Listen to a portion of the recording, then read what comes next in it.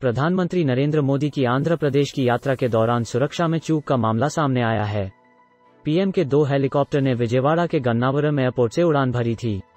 उसी समय कांग्रेसी कार्यकर्ताओं ने एयरपोर्ट के पास स्थित एक निर्माणाधीन इमारत की छत से काले गुब्बारे छोड़े। वे पीएम का विरोध कर रहे थे। पुलिस ने इस मामले में 3 लोगों को गिरफ्तार किया है। इन लोगों ने गुब्बारों के साथ पोस्टर भी बांध रखा था। एसपी सिद्धार्थ कुशल ने कहा कि एयरपोर्ट के पास सख्त सुरक्षा व्यवस्था की गई थी। जैसे ही प्रधानमंत्री के हेलीकॉप्टर ने उड़ान भरी, इन लोगों ने गुब्बारों को हवा में छोड़ दिया। स्वतंत्रता सेनानी राजू की 125वीं जयंती समारोह में शामिल हुए मोदी पीएम नरेंद्र मोदी सोमवार को स्वतंत्रता सेनानी अल्लूरी सीताराम राजू की 125वीं जयंती समारोह में शामिल होने आंध्र प्रदेश पहुंचे थे। इस मौके पर उन्होंने राजू की 30 फीट ऊंची कांस्य प्रतिमा का भी अनावरण किया।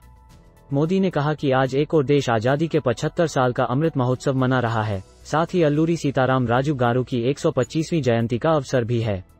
संयोग से इसी समय देश की आजादी के लिए हुई रंपा क्रांति के 100 साल भी पूरे हो रहे हैं। राजू के जीवन को बताया प्रेरणादायी। उन्होंने कहा कि अल्लूरी सीताराम राजू गारू की 125वीं जन्मजयंती और रंपा क्रांति की 100वीं वर्षगांठ को पूरे साल सेलिब्रेट किया जाएगा। पनरंगी में उनके जन्मस्थान का जीर्णोद्धार, चिंतापल्ली थाने का जीर्णोद्धार, मोगलू में अल्लूरी ध्यान मंदिर का निर्माण, ये कार्य हमारी अमृत भावना के प्रतीक हैं। पीएम ने कहा कि आजादी का संग्राम केवल कुछ इलाकों का या कुछ लोगों का इतिहास नहीं है। ये इतिहास भारत के कोने कोने और कण कण के त्याग, तप और बलिदानों का इतिहास है। सीताराम राजू ने अपना जीवन आदिवासी समाज के अधिकारों के लिए और देश की आजादी के लिए समर्पित कर दिया।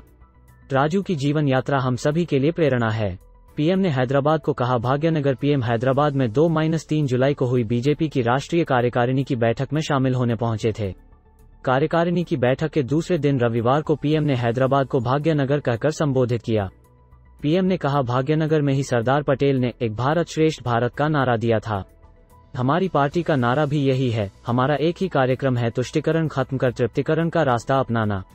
उन्होंने एनडीए की राष्ट्रपति पद की उम्मीदवार द्रौपदी मुर्मू की उम्मीदवारी की तारीफ करते हुए इसे ऐतिहासिक फैसला बताया। पीएम ने कहा कि देश वंशवादी राजनीति और वंशवादी राजनीति करने वाले दलों से परेशान हो गया है। ऐसी पार्टियां देश में ज्यादा समय तक नहीं टिकेंगी। कुछ पार्टियां तो अपना अस्तित्व बचाने के लिए लड़ रही हैं। हमें ऐसी पार्टियों का मजाक नहीं उड़ाना चाहिए, बल्कि उनकी गलतियों से सीखने की जरूरत है। पढ़ें पूरी खबर।